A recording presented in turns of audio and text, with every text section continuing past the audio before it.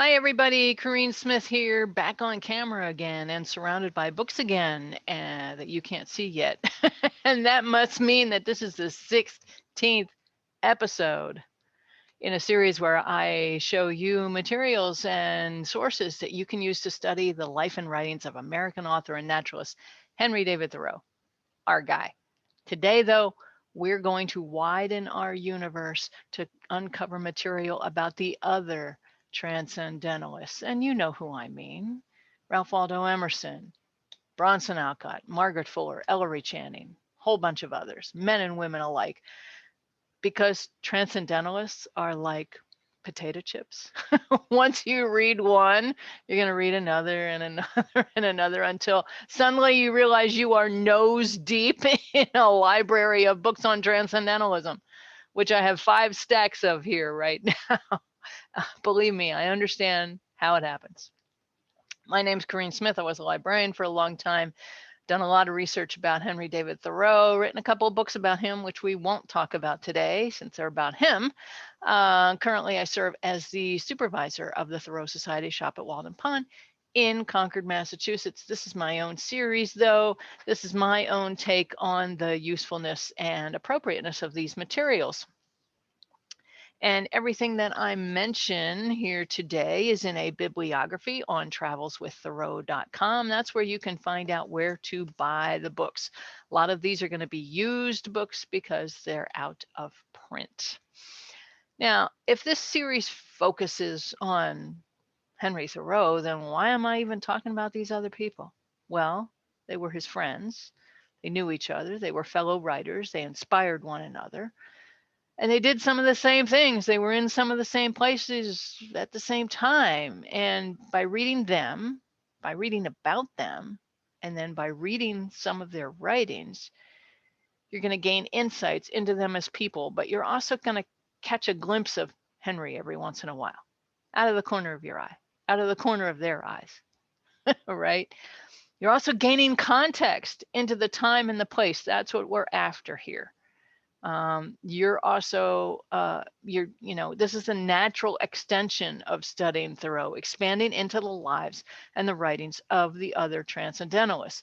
If you merely wear what I call Thoreauvian blinders, and you focus narrowly on him and him alone, you're shortchanging yourself. You're diminishing Henry too. And you're putting limitations on him and on you that are not going to be helpful in your greater understanding in this area. What we're going to be looking for today are the same kinds of sources that we looked for Henry. First of all, biographies or histories. And then second of all, what are the writings? What are the writings? And that doesn't just include published writings during their lifetime, but also journals and letters. So everybody kept a journal. Everybody wrote to one another. Okay. Where are you going to find this stuff? That's what we're going to address today. And please remember that what I'm showing you is just a small sample of the genre, the tip of the Thoreauvian iceberg. That's an iceberg. The tip of the Thoreauvian iceberg, as it was. Because I know as soon as I post this video, somebody will say to me, oh, that's great, but I've got this book and this book and this book. And yeah, there are more books. And more will be coming, I assure you. But these will give you a good start. And also don't feel an obligation or a pressure to buy all of this stuff, okay? Unless you truly want to and need to. I'm merely letting you know what I consider to be the best sources in this area. And we'll talk about other places to get them in a few minutes. Let's start with general overall histories. The classic here. Can you guess what the classic is? The classic here is The Flowering of New England by Van Wyck Brooks, part of his multi-volume American Literary History series. This one came out in 1936. This is the new and revised edition, came out in 1946. Covers the years 1815 to 1865, which is our time period for transcendentalism. Okay. You go to the table of contents of this book, you will recognize all the names. You will recognize all the issues. Okay. This is the key book in his series for the Transcendentalists. So if you want to go back in history, you start with The Flowering of New England. Obviously, it's out of print, but really, you walk into almost any bookstore, used bookstore, especially in New England, you're going to find a copy of this. Probably in good shape, probably for a really good price. Okay. You start with Van Wyck Brooks and The Flowering of New England. You may have never have seen that book in person. You may have only seen references to it. Then coming to today, more contemporary times, we have American Transcendentalism, a History by Philip F. Gura. Phil Gura is at the University of North Carolina at Chapel Hill. And this book came out in 2007 in hardback, now available in paperback. Yes, there are other books that talk about the whole movement, define it, describe it, tell you who the people are. I really like this one because it's understandable. It's not overly academic. And Phil brings in the other people that he needs to bring in, not just that core group that I just mentioned their names, Emerson, Alcott, Fuller, Channing, not just them. There are other people involved. There's a second layer, a second generation of Transcendentalists after them, okay? So I recommend this. I read it when it first came out. I probably should read it again. I have lots of bookmarks in there. I need to go back and see what I bookmarked. Now, if you're thinking, I don't want to really read a whole book, well, okay, don't read a whole full book. Here's a 70-page pamphlet called The New England Transcendentalist Life of the Mind and of the Life of the Spirit. Ellen Hansen wrote it, came out in 2014, 70 pages. Kind of looks when you open it up as though maybe it's for a younger audience, but that's okay. You can do that, right? Even though you're an adult. Defines and describes everything about the movement, then includes excerpts, like some excerpts from Emerson's American Scholar essay, some excerpts from Thoreau's Walden and Civil Disobedience. You get the idea. Easy peasy, quick overview. Ellen also mentions the two utopian communities. Don't forget about them. Fruitlands in the rural town of Harvard, Massachusetts, in the central part of the state, and Brook Farm in Roxbury, closer to Boston. Don't forget that these are important initiatives that the Transcendentalists were involved in. And so, with that in mind, I highly recommend reading Brook Farm, The Dark Side of Utopia by Sterling F. Delano. Came out in 2004. It's a hardcover. Sterling is unfortunately no longer with us. Used to teach at Villanova University, and he did a masterful work here. Look how thick this is. Masterful work on talking about Brook Farm, all the people, all the problems, all the challenges, and everything about it. There are other books about Brook Farm that came out earlier. Shorter, older, you can try to go find them if you want to, but really stick with this one. Stick with this one. Okay, Brook Farm. Now I'm going to show you a group biography, shall we say, and I may have mentioned this one in a previous episode. I can't remember. This is the Concord Quartet, Alcott, Emerson, Alcott, Thoreau, and the Friendship That Freed the American Mind by Samuel A. Schreiner Jr. Came out in 2006. A really interesting look at these four guys, how they interacted, what was going on in Concord at the time. Context, okay? Great. Came out in hardback, still available in hardback, freely available. Now, there is another group biography out there that also includes Margaret Fuller and Louisa May Alcott. It is the one that will not be mentioned here, that I will not say the title, I will not say the author. At the end of the biography episode, I did show a picture of the cover. I'm not going to show you the picture of the cover again. That book is riddled with hundreds, I'm serious, hundreds of errors. Please avoid it at all costs. And you don't know which one I'm talking about, go back to the biography episode and look. But it does have a maroon cover with a black and white picture of a house on the cover. And the main title is 2 words with a subtitle after it. Okay. And of course, like I said, There were more people in this movement than just those familiar names that you can rattle off quickly. And you know what they say. You can't tell the players without a scorecard. Well, here's a book-length scorecard for you. Encyclopedia of Transcendentalism by Tiffany K. Wayne. It's a hardback reference book. Came out in 2006. Tiffany is a writer and an educator out in Santa Cruz, California. And this is a 1-volume encyclopedia. It says all the people, all their writings. Many of the entries have a bibliography of 1 or 2 sources where you can go. And so you can use this as a compass to direct you to other sources if you need them. Okay. So this is an interesting find. Now it's a reference book. It is still available new, pricey if it is. You might find a deaccessioned library copy like I did. Library systems are curtailing some of them, especially if their whole systems have multiple copies. So you might find one of those. So Encyclopedia of Transcendentalism, if you want to know who all these people really are, okay? And you don't want to have to keep looking them up online, right? Isn't that a pain? Can be. So after you learn who these people are, then the next step or your next question would be, what did they write, right? Okay, so especially the folks that you are not as familiar with, okay? So we're going to look at compilations of writings next. And if you've been in this game for a while, you may have already found the purple paperback, The Transcendentalist, an anthology by Perry Miller put together. Actually, the hardback came out in 1950. This paperback came out in 2001. And he groups their writings by kind of what they are or what they were about. Manifestos is one of the topics. The movements, education, literary, philosophy, religion, political, social, all kinds of different people. Who else are you going to find in here?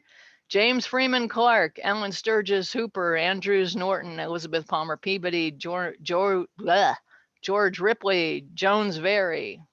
Say those together without messing them up. Lots of material to digest in here. And of course, with these compilations, you don't have to read everything.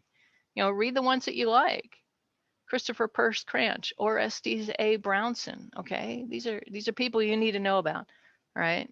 They were all moving in the same circles, and these are the people who are going to show up in Thoreau's letters anyway, probably, and in his biographies for sure.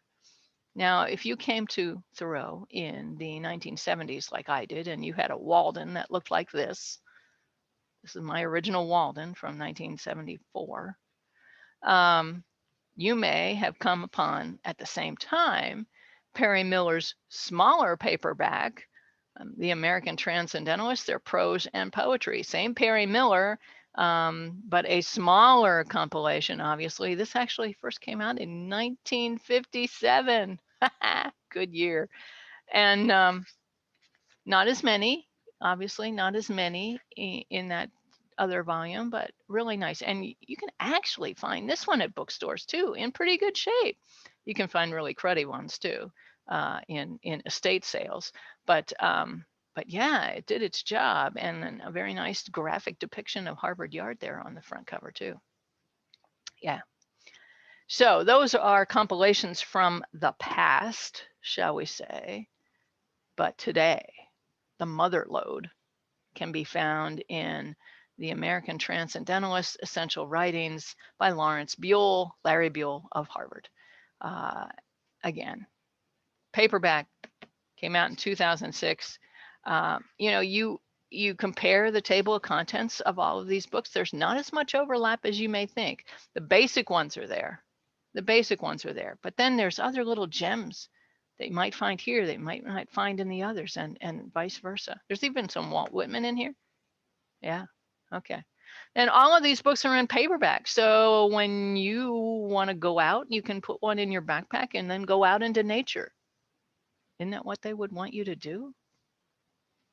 I think so. So now let me pause again. and talk about where you can find copies of these books. As I say, I always create a page. You know the drill. It's below in the summary too. I always create a page where I give you the bibliography about where to buy these books. But what if you don't want to buy them? Especially in this episode where you may want to just dip into some of these people and not be totally committed to owning them, so to speak. What if you don't want to? What if you just want to look at them or read them or borrow them from a library? And what if your local library system doesn't carry such stuff? Okay, well, if there are any academic libraries nearby, they might have your solution. Don't be scared of going on to a college or university campus, even if you're not a student or a professor or you don't have any affiliation with the place. Usually, you can still walk in, use the library, read the books right there without a problem. Okay, you just have to know the rules and the hours, and most importantly, where to park the car. I'm not kidding. Where are the visitor parking slots? Does it cost anything to park in there? How long can I leave my car? Okay, that's the crucial thing. But it's also been my experience that some college libraries will give you a card, a checkout card, if you pay an annual fee, or if you join their friends group, which is also paying an annual fee. So check into that if that's a possibility. You might be able to actually check the books out of that academic library. So how do you find out what's in these academic libraries? Well, I'm glad you asked. Go to worldcat.org. www.worldcat.org. This is a huge international online union catalog. Most academic libraries are attached to it. Most library systems that are large, city systems are attached to it. It has international coverage. And so when you click onto it, computers figures out where you're sitting, what zip code you're sitting in. And so when it gives you the results after you look for a book, it'll put it in geographical aspect to where you are sitting. Okay, it figures out your zip code and it says how far away the books are from you. Okay, so that's how you can find it. So no need, don't feel pressure to buy all this stuff. All right, you just want to look at it, find a library. An academic library is a possibility too. Good luck with that. Figure out where to park the car. I'm serious. I'm serious. That's the you understand. Okay, so we've done the general stuff. Let's move on to individuals. And so you know who we have to start out with. We have to start out with the great man himself, Ralph Waldo Emerson. All right. And maybe you're saying, nope, I'm a Thoreauvian, not an Emersonian. No, that doesn't wash here. You have to know something about him. You have to have read some of his writings. I don't care. And he started the whole transcendental movement by writing the book-length essay Nature. Came out in 1836, the year before Henry graduated from Harvard. All right. And we're going to start with a biography. There have been many. There are still many. But the one that's most highly thought of today probably is Emerson, The Life of the Mind on Fire by Robert D. Richardson Jr. I always confuse the title with his Thoreau book, A Life of the Mind. Yep. Okay. There's mind and there's fire and there's life. Okay. Emerson book, it came out in 1995. His Thoreau book came out in 1986. They would be good companions. Big fat book came out in hardback first, is now paperback. Okay. They would make good companions to each other. As I say, there are others out there that you will find, but why not start with this one? And yes, it's fat. Well, you know, Emerson lived longer than Henry did. Okay, so find out about his life first. And then the second one is what? Writings. Where are we going to find them? Here's my old portable Emerson. Okay, you might have one that looks like that. And so that's a collection of all kinds of things. It should include nature. Make sure it includes nature. There's a new portable that Jeff Kramer put together. Doesn't look like this, but you can get a portable Emerson that has, you know, smatterings of everything, right? Or something you can get is the essential writings of Ralph Waldo Emerson.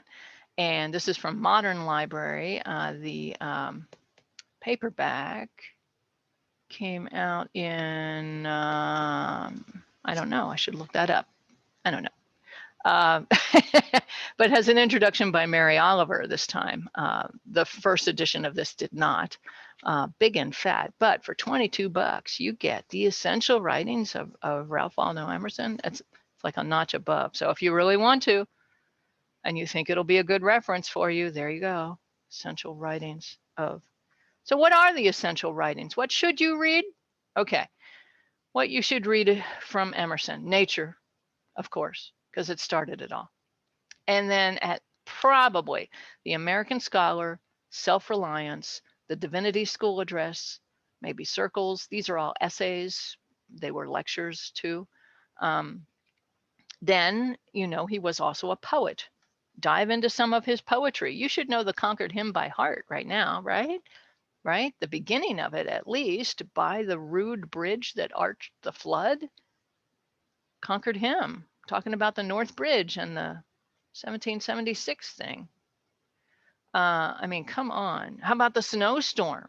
Announced by all the trumpets of the sky, arrives the snow, and driving over the fields seems nowhere to alight. I like snow. The Snowstorm by Ralph Waldo Emerson. And also mandatory for you, Emerson's eulogy for Thoreau. The country knows not yet in the least part how great a gift it has lost. I mean, come on, read that whole thing. Read that whole thing. Of course, Emerson was the person who encouraged Henry to keep a journal, said, "What are you doing now? Do you keep a journal?" And Henry said, "Well, not yet." I paraphrase. Thank you, Waldo. 2 million words later, thank you. So maybe you should read some of Emerson's journal. How are you going to do that? Well, here's the heart of Emerson's journal, compiled and edited by Bliss Perry. First came out in a green hardback that you can still find in estate sales. Green cloth. It came out in 1926. This is obviously a Dover reprint from 1995. You can still get it paperback. And there you go. A sampler, a small sampler, the heart of Emerson's journals, because he also did a heart of Thoreau's journals too, right? Okay. But this could whet your appetite for even more. What's even more, you ask? How about 16 volumes? 16 volumes more of the journal and miscellaneous notebooks of Ralph Waldo Emerson. There you go. Here's one volume of the 16 volume set. And I think the previous set was 10 volumes. Yeah, 10 volumes. Now, when you not in the heart of Thoreau's journals, because Bliss Perry did the work for you, but when you go into the raw journals, shall we say, of Emerson, don't expect it to be like Henry's. Okay, don't expect it to be a daily chit chat of what he saw and what he did. That's not what this is. He sort of uses it as a testing ground for his poetry and his lectures and ideas, just random thoughts.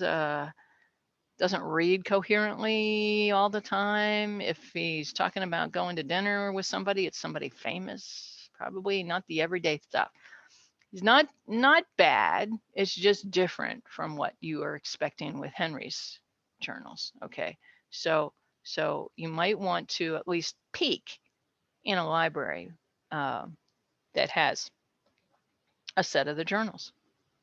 Okay, so we've got essays, poems, journals, letters of Ralph Waldo Emerson. 10 volumes of letters. First 6, I think, are edited by Ralph L. Rusk, and the last 4 by Eleanor M. Tilton, because it takes a long time to do these projects, and these are letters, you know, the same kind of things that you find in Thoreau's correspondence. Okay, probably some of the same letters too. Obviously a library copy, because I don't own the letters of Ralph Waldo Emerson. But a good resources to check. My Emerson pile is actually in 2 pieces. It's so tall. Now, something else that I showed you in another episode and that I really like, and it's hard to get, and is the Emerson chronology, compiled by Alfred J. von Frank. Yes, Albert J. von Frank, the Emerson chronology. And came out in 1994 in hardback, was really hard to get except through libraries. And so the powers that be decided to bring it out in a second edition in paperback in 2016, the Emerson chronology. Now, all of these can be pricey, and I think these are maybe $35 a piece now, and you have to buy them separately, the paperbacks. But and you may not need this. What is this? This is like the Thoreau log. Day by day, what Emerson did. Von Frank went through everything, went through the journals, went through the letters, journals and letters of everybody else, trying to figure out what Emerson was doing when. And there it is, day by day. Now, like I said, you may not want or need this kind of in-depth detail about Ralph Waldo Emerson.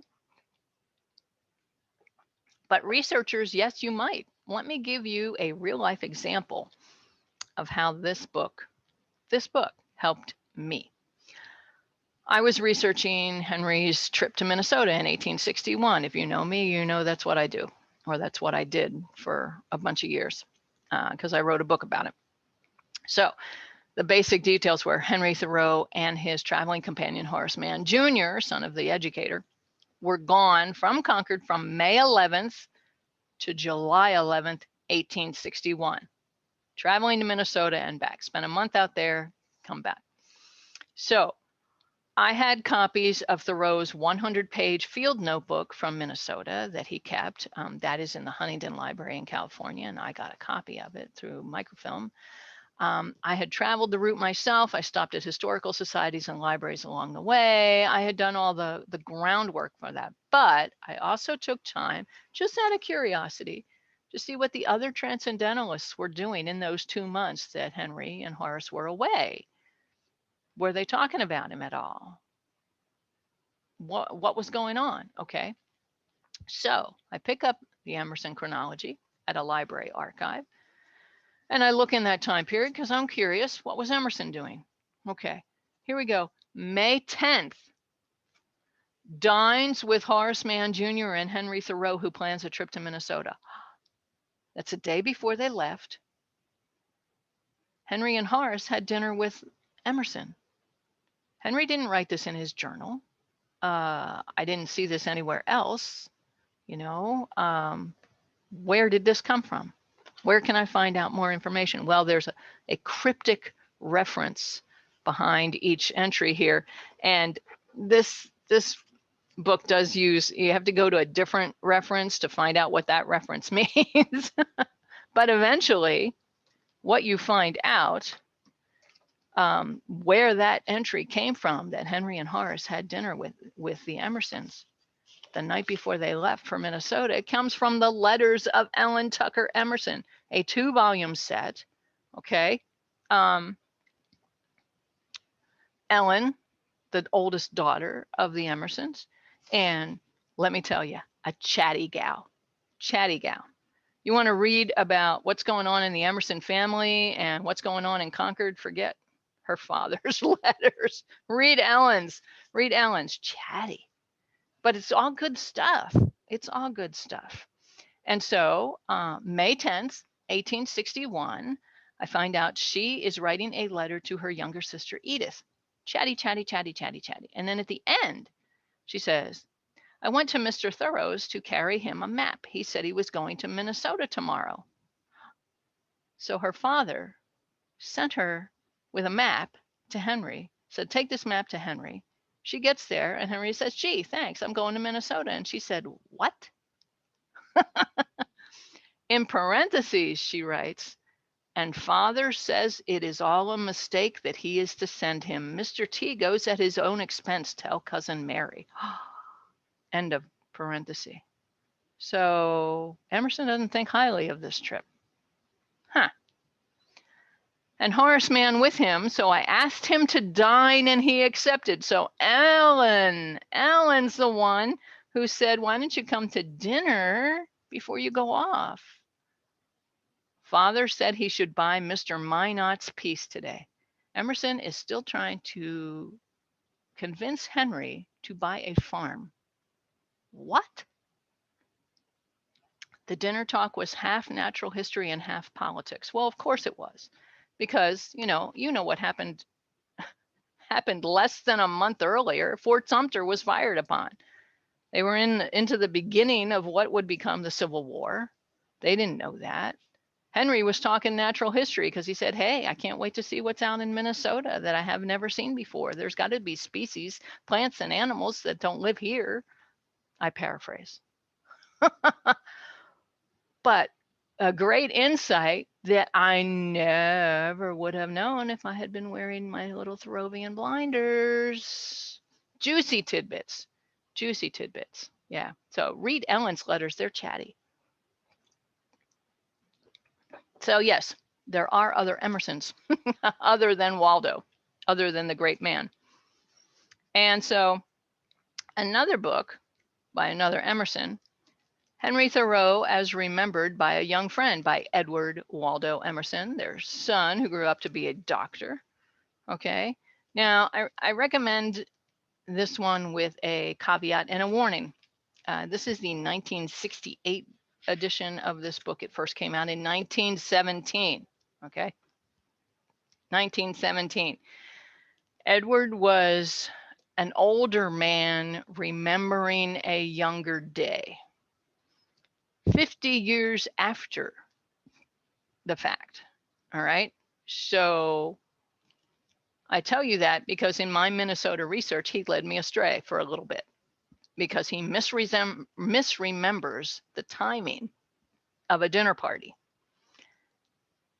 where Henry takes him aside and talks to him about going to Harvard, gives him advice because Edward just got accepted to Harvard.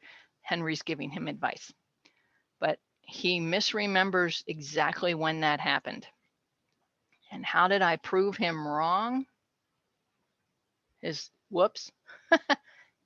sister was writing those letters in real time. And you look at the differences, she said when the party really was. Okay, so word of warning on Edward Emerson's Henry Thoreau as Remembered by a Young Friend. You know how it is when you're older and you're remembering. You know that. You know that. So no disrespect to Dr. Emerson there. No disrespect. But another Emerson you need to know about is Mary Moody. Mary Moody Emerson and the Origins of Transcendentalism, A Family History by Phyllis Cole is in paperback. That's how it came out in 1998. Obviously has a silhouette of Mary Moody, who was Waldo's aunt and a very important elder in this whole community. Inspired all of them, which is why they also have Henry and Bronson on the cover. Inspired all of them. You need to know about her. Okay. So that covers the Emersons for now. All right. That's what I would recommend about the Emersons. Isn't that enough? I think that's enough. And so let's move on to somebody else. Let's move on to the Alcotts. They're over here. And you know who they are. Bronson and Abba and their 4 daughters. And the daughters are Anna, Louisa, Elizabeth, May. You may remember them with other names, thanks to Louisa. It's an easy thing to confuse. Easy thing to confuse. Now, Bronson was a Transcendentalist friend to Henry and Waldo. Keep in mind that the Alcotts didn't always live in Concord. It kind of seems from when you read them and you consider them that they always did, but they moved around a lot. As far south as Germantown outside of Philly, as far north as Walpole, New Hampshire, which is about halfway up on the westward side. They were in Fruitlands. Okay, they did the Fruitlands thing in 1843. In the 1840s, they lived for time in Concord in what they called the hillside, which Nathaniel Hawthorne later called the wayside, which was the property right next to what would become Orchard House. They didn't come back, then they went to Boston, then they went to New Hampshire. They didn't come back to Concord seemingly for good until 1857. So that's when they bought Orchard House, the property and the house. So keep that in mind when you're thinking about Henry and his interactions with Bronson, if you are thinking about that. Because sometimes he says he talked to Bronson. Well, maybe that was in Boston.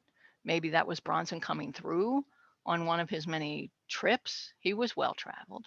Anyway, okay.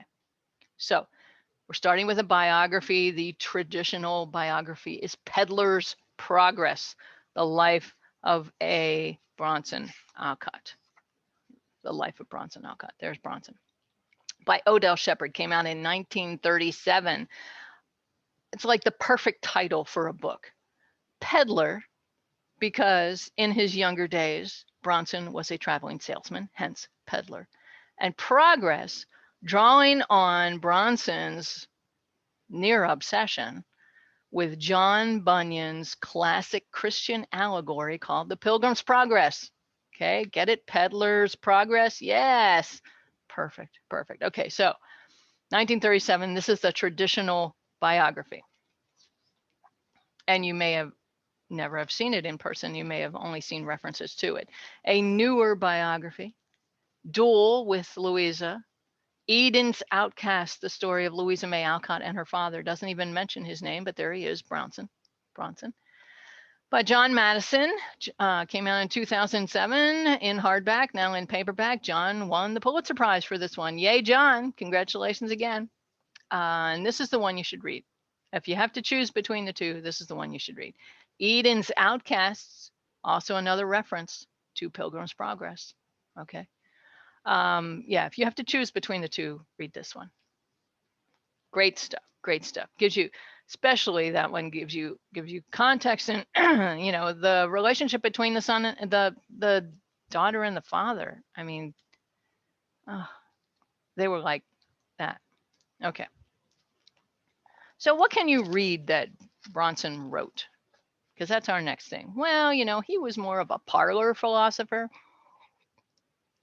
a living room conversationalist. You know, you can find lists of his Orphic sayings, ORPHIC, in some of those compilation books, and some of his maxims of teaching, because of course he was very interested in educational techniques. So you can find those, but of course, everybody kept a journal. So here's a compilation of the best of the journals of Bronson Alcott. What a great cover, huh? Again, by Odell Shepard. 1938 came out the year after that biography. This one is a really, look at the pages, a really crappy copy that I bought in a library book sale. All the pages are warped. It had a problem with wetness at one point. But you know what? Does a book have to look pretty if you're just going to use it at home? I don't think so. I didn't care. I just wanted the journals of Bronson Alcott. This is not all of them. This is a compilation, remember, okay? So again, real life example, I looked up in my Minnesota research, what was Alcott doing when Henry was in Minnesota? Well, here we go. Evidently, he was stopping by the house to find out what was going on. June 14th, 1861, call again to inquire about Henry. So he went to see his family. He is still near St. Paul and writes that he is finding some new plants in those parts and enjoying the freedom of the country house and wildlife where he is staying, but says nothing concerning his health, from which we infer a change for the better. Everybody was hoping the consumption, the tuberculosis would be magically gone by the time Henry came back. Oh well, not to be. But here we come to Bronson, the parlor philosopher. The West opens a new field for his observations, and to one whose everyday walk was an expedition into some unexplored region of Concord in search of novelties, though his track had been taken but yesterday, that wilderness must have surprising attractions. I know not to whom that wild country belongs, if not to this old explorer, and think it has waited with an Amazonian patience for his arrival. His visit must have been predestined from the beginning. And this lassitude of these late months, only the intimation of him having exhausted these old fields and farms of Concord of the significance they had for him. Wow. So Alcott's take is Henry was tired and was sick because he had seen everything here in Concord. Now he needs to go somewhere else and see what that place has to offer. How great. How great is that? And I wouldn't have found it if I had my blinders on. So that's journals. How about letters? Oh boy, the letters of A. Bronson Alcott. Look how fat this book is. And put together by Richard L. Herrnstadt. And this one came out in 1969. Again, letters, just like you'd see anywhere. Know what's also cool about the letters and the journals volumes for Bronson Alcott? You know what else is here? The incident with Mary Newberry Adams. Remember her? Dubuque, Iowa, she comes from. Bronson had met her and her husband, Austin, when he went traveling in the Midwest and spoke in their living room. And she comes to Concord to visit in 1872, says to Bronson, show me Walden. So they walk out to Walden. She says, show me where Thoreau's house was. And he showed her, and she picked up a rock and a stone. And she said, let this be a marker. And she started the cairn at Walden Pond. That stuff is in here. Okay. You get to see when it happened. Context. Great material. Great material. Now, sometimes in your research, you come upon a resource that's a little unusual and not a standard one. And it turns out to be marvelous. And so that's what I'm going to show you here. The World of Louisa May Alcott, a first-time glimpse into the life and times of Louisa May Alcott, author of Little Women, with text by William Anderson and contemporary photographs by David Wayne. This is a popular press paperback, but oh my, it's very visual, okay? Very visual, both with contemporary color photographs. There's the monument at Northbridge, there's First Parish Church, there's the other monument, all kinds of stuff. Here's flower fables. There's a page for every one of Louisa's writings. There's pages, there's their house at Hillside. And you might say, Louisa May Alcott was not a transcendentalist. You're right, she wasn't. Her father was. And so you may say, why am I concerned about Louisa? Well, see, there's references like this that give you glimpses. I mean, there's a page for every one of the people. There's Emerson and there's his house. And there's one for Henry too. And because the Alcotts bought the Yellow House after the Thoreaus were gone, there's the Yellow House, the house that Thoreau lived in for the last 12 years of his life, the house that he died in the living room. It's just a marvelous book. The text is great. Sure, it talks, it's about all the different places where the Alcotts lived, all kinds of places in Concord, all the sites. Oh my goodness, it's wonderful. Okay, and it came out in 1995. It is out of print. Looks great, looks new, but it's out of print. I probably bought it 20 years ago at one of the houses or one of the gift shops in Concord, and I love it. And it's out there, folks, okay? It's out there for few pieces of money. So I highly recommend The World of Louisa May Alcott, even if you say, I don't really want Louisa. It's got everybody else in there, and it's got all the stuff around Concord, okay? So imbibe, do it. And as long as we're talking about Louisa, should you read Little Women? Probably. Should you watch one of the movies? Probably. Read the book first so you can tell what the movie missed or got wrong. Because they almost always do. Sure. Tons of Little Women out there, okay? And tons of biographies on Louisa. That is a rabbit hole. Louisa is a rabbit hole you can fall into and never come out. And I know people who are still stuck in it. What else could you read by Louisa if you don't want to read Little Women and its sequels? Hospital sketches, because, you know, she was a nurse during the Civil War in Washington, D.C. That's interesting. Or read work, or read moods.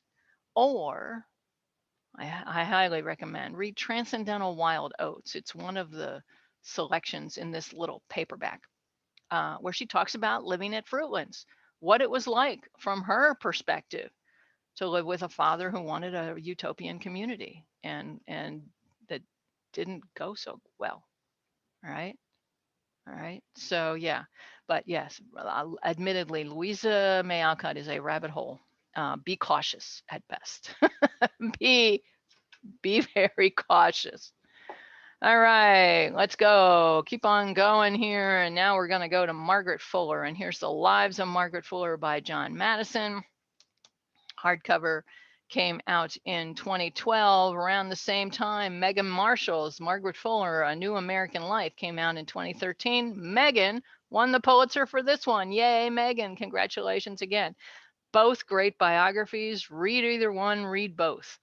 There were more Margaret Fuller biographies out there before this time, but these are now considered to be the better ones.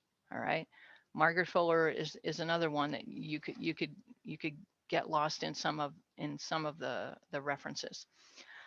What should you read that Margaret Fuller wrote? Well, you should know that, you know, she was the editor of the Dial, and in the Dial she wrote an essay called The Great Lawsuit: Man versus Men, Woman versus Women.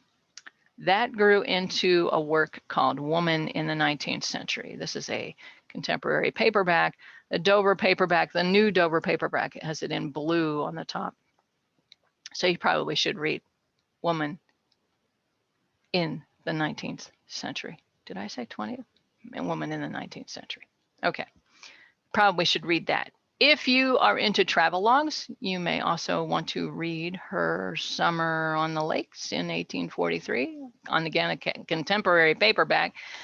You know, Margaret made a trip out to the Great Lakes in 1843 before there were railroads. Henry used railroads mostly, and then steamboats, but she had to go by canal and steamboats, and she visited some of the same places he did. So this was cool for me, comparing the two. But it's also very interesting. And if you live in the Midwest, I highly recommend that, because you'll see things you know. So, not so sure about Margaret's journals. Nobody's researched or produced Margaret's journals, but we have a 6-volume set of her letters compiled by Robert N. Hudspeth, Bob Hudspeth, who has also done Henry's correspondence. Letters, just like all the others, letters, 6 volumes. This is one of those things where they're expensive on their own. You might want to check them out in a library, okay? Most libraries that have one have all 6. They didn't all come out at the same time because it was a work in progress. So they all have different dates. But that's something you might consider if you want to read more that Margaret wrote. Okay, moving on then to Ellery Channing. First of all, Henry's best friend, William Ellery Channing II. Okay, please keep that in mind. He was born in November of 1817, 5 months after Henry, not 1818 like many resources suggest. Those are wrong if you see them. William Ellery Channing II is his formal name. William Ellery Channing, born in 1780, was his uncle, was a Unitarian minister, and was actually in most threads more famous than his nephew. So keep in mind which one you're looking at. Okay, don't just say William Ellery Channing, because you might end up with the Unitarian minister instead. So we have 2 biographies: Channing of Concord, A Life of William Ellery Channing II by Frederick McGill. Okay, this came out in 1967. And then we have Ellery Channing by Bob Hudspeth, came out in 1973. And that's it for Ellery. Long time ago. We could do well with having something new about Ellery. Now your trick, if you want to do it, is finding a publisher who will commit to it. Okay. What can you read that Ellery wrote? Well, poetry. Ellery was a poet, and he produced at least 7 volumes, I think, during his lifetime, and he had some things published in the Dial too. And you can find those random volumes, but a mother lode, if you want it, is called The Collected Poems of William Ellery Channing the Younger, put together by Walter Harding in 1967. What Walter did, Thoreau scholar Walter Harding, and I only saw this in a library archive that I could not borrow the book from. What Harding did was take those original volumes and get them into a reprint publisher and just reprinted them all together in one big fat volume. It's about as fat as the Letters of Bronson Alcott, but just a little smaller in size, but otherwise, but that fat. And he also included a couple of poems from the Dial that were unsigned that he thought Channing would have written. So that is the mother lode. Now, you might find Poems of 65 Years, which came out right after Ellery died in 1902, that Frank Sanborn did. Be wary of Frank Sanborn stuff. He was first and foremost an editor. All right, keep that in mind. Didn't always do exactly the right thing. Okay, so another thing, of course, that Ellery wrote was the first biography of Thoreau, called Thoreau, the Poet Naturalist. First came out in 1873. This is obviously a 1966 reprint of the 1902 one that, again, Frank Sanborn put together. But this one has 10 memorial verses at the back that have to do some of Ellery's poems that have to do with Henry, tribute poems. And don't forget that he wrote a tribute poem that was sung, I think, at Henry's memorial service in May of 1862. And that one starts out with, "Hearest thou the sobbing breeze?" So if you can find the one that starts "Hearest thou the sobbing breeze," that's the one that Ellery wrote for the memorial service. Okay. What about Ellery's journals? They've never been formally published. They are at the Houghton Library in Harvard, and Frederick McGill, who wrote that first biography of Ellery, transcribed the journals and deposited his transcriptions with the Special Collections Department at the Concord Free Public Library. So transcriptions, be wary, but transcriptions of Channing's journals are at the Concord Free Public Library. But otherwise, no. Letters, whatever you find in these other ones. Again, Ellery may deserve more recognition than that. I think he does. And if you go up to Sleepy Hollow, you know, he's up there on Author's Ridge too. He's just closer to a tree in the back that you have to kind of look for him. Poor Ellery. Lived 40 years after Henry was gone. How did he survive? But so more work can be done with Ellery. All right. So who else do we have here? Let's talk about the Peabody sisters. And that's how you say it, folks. The Peabody sisters. Long time ago, 1950, Louise Hawthorpe came out with the Peabody Sisters of Salem. And that's how the world found out about these Peabody sisters. And that's Elizabeth Palmer Peabody, a bookseller and a publisher in Boston, Mary Tyler Peabody, who eventually married the educator Horace Mann, had 3 sons, and Sophia Amelia Peabody, who eventually married author Nathaniel Hawthorne. They had some children too. So that's who the Peabody sisters are. That one came out in 1950, but you can read that, but you probably want to read Megan Marshall's The Peabody Sisters, the 3 women who ignited American Transcendentalism. Yeah, great book, great book. Came out in hardback first in 2005, is now available in paperback, but the paperback doesn't show you how they wrote letters to each other. They would write using the same letter and turn it sideways. That's how you got your answer back. You got your letter that the person turned sideways and wrote. Oh, it's amazing. Amazing stuff. Amazing stuff. Okay. So then if you want to continue with Mary Peabody and Sophia Peabody, you can see them in their husbands' works as well, Horace Mann and Nathaniel Hawthorne. But Elizabeth Palmer Peabody never married. So here we have Bruce Rhonda's biography, Elizabeth Palmer Peabody, a reformer on her own terms. And Bruce also put together the letters of Elizabeth Palmer Peabody, American Renaissance woman. Okay, she is someone, she knew everybody. Okay, she knew everybody. She's the one who published Resistance to Civil Government by Henry David Thoreau in her Aesthetic Papers in 1849. See, she knew everybody. All right, well worth dipping into. And then since I did mention the Hawthornes, Nathaniel Hawthorne was not a Transcendentalist. We know this. Now, again, he was in that Concord Quartet book that I showed you. But you probably should read Hawthorne and Concord by Philip McFarlane. That's how you're going to find out about Hawthorne. There are a lot of other books about Nathaniel Hawthorne, obviously. Okay. But that one gives you context again with all the rest of these people. And that's what you're looking for. Okay. And, you know, of course, Nathaniel and his new bride, Sophia, moved into the old manse when they first got married. Henry had planted a garden for them. Thank you, Henry.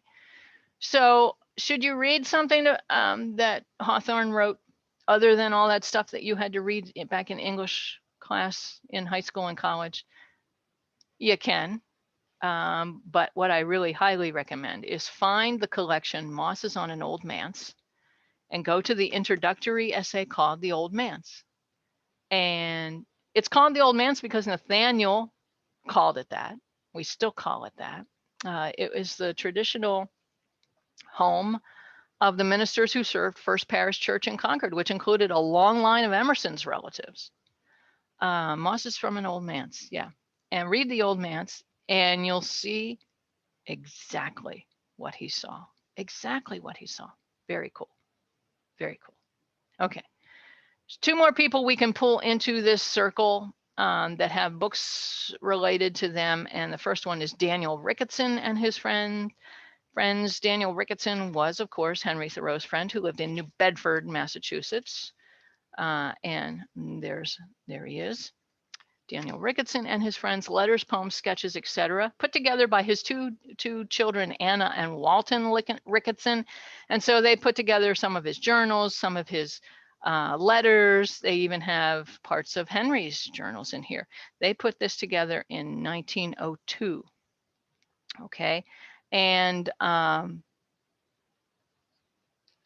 in my research about Minnesota, I knew that soon after Henry came back to Concord, he went to New Bedford to visit Daniel Ricketson. And that's when he sat for that ambrotype with have him in that big beard, the 1861 ambrotype that we have. So I knew he had gone down there and I thought, well, maybe this book will have a clue for me. And it does. August 1861, Henry Thoreau's last visit, 19th to the 24th. Rode up to the depot for my friend Thoreau, who came by the PM train from Boston. Spent evening conversing, Thoreau giving an interesting and graphic account of his late visit to the Mississippi, St. Anthony Falls, etc. Gone 2 months. Wouldn't I want to be a fly on the wall of what he told them? Ricketson's probably one of the few people who heard everything. Henry didn't have a chance to write about it himself. And they spent the next days riding around. You can tell what they did and where they went. Rode to town with Thoreau this AM, got an ambrotype of him at Dunshey's, which we all think an excellent likeness. And you know what? It wasn't until Henry was gone that Daniel sent that likeness to Sophia Thoreau. The family didn't know that Henry had sat for that ambrotype. Another person you probably should know is the incredible Mrs. Ripley, The Life of Sarah Alden Bradford Ripley. She moved into the Old Manse after the Hawthornes left. This is a biography by Joan Goodwin. Really interesting person who knew all the Transcendentalists. You've never heard of her, although the Ripley name may sound familiar, but maybe not in the way that you think. Amazing person. And of course, again, only the tip of the transcendental iceberg are we reaching with all of these things. Whew. Are you overwhelmed? I'm almost overwhelmed. Even though most of these are my own books and I've read most of these, and all of them are listed on this bibliography below and also on travelswiththoreau.com. I hope what I've shown you here today is helpful. If it is, please feel free to make a comment below, ring the bell for more notifications, give a thumbs up if you appreciated it, subscribe to this channel for more, because there's going to be more. Can't tell you what the next episodes are about, but I assure you there's going to be more, because transcendentalism and transcendentalists are like potato chips. That's your mantra for the day. Okay. That's enough from me. I'm Corrine Smith. Take care. See you next time. Happy reading. Yeah.